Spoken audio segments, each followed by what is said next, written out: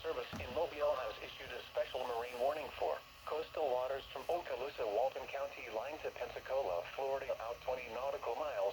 Waters from Okaloosa, Walton County line to Pensacola, Florida, from 20 to 60 nautical miles until 12:15 p.m. Central Daylight Time.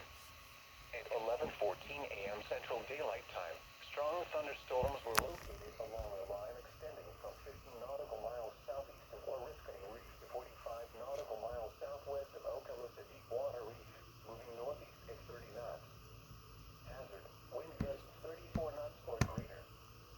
Source: radar. Impact: small craft could be damaged and briefly higher winds and suddenly higher waves. Locations impacted include Okaloosa Deepwater Reef. Move to safe harbor immediately as gusty winds and high waves are expected. Frequent lightning is occurring with these storms. If caught on the open water, stay below deck if possible. Keep away from ungrounded metal objects.